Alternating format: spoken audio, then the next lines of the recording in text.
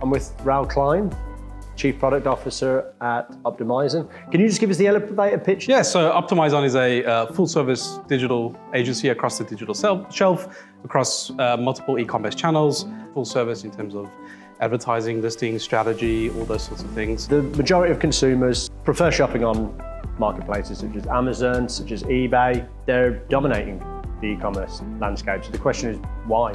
They do one thing very, very well, and that is reduce friction. So you're talking, a couple clicks, you can go buy something, it gets delivered tomorrow, a generous refund policy, and I think that's very hard to compete with as a D2C brand. If I'm a brand looking to expand out, maybe I'm selling on Amazon already, but I'm trying to identify other opportunities.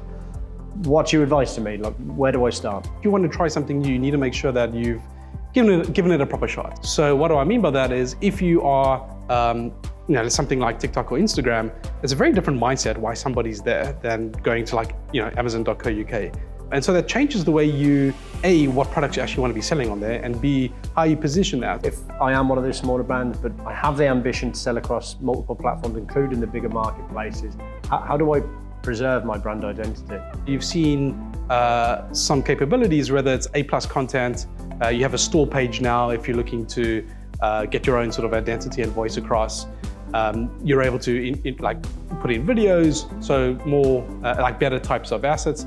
And actually quite a recent initiative is, even on the packaging side, instead of getting, at least on Amazon, sort of the brown box that we're all used to with the smile, it can actually be the brand's own packaging. So this is quite a big break from how they're doing things, which allows more tools to express. It's one thing allowing the tools to be able to differentiate in terms of brand identity and all that. I would argue that most brands actually don't even do a good job of that in the first place, right? So just saying that you are, it's one of our core values that you are environmentally conscious or whatever, that might be the case, but is that really a differentiator? And so I think thinking of better ways to communicate that, I think is probably also part of the problem there. Are there any growth strategies that you've seen working with some of your clients, or areas that brands should be focusing on when it comes to Amazon in 2024? I mean, it's all about profitable growth now, right? So it's not just sort of growth at all costs. One interesting thing that we've been working on for a good few months is the Amazon Marketing Cloud, the AMC. So it's relatively new. It's not the easiest, I guess, to engage with. In short, what it's allowed us to do is figure out better attribution, do certain ad types when combined with others. Actually, the whole package performs a lot better.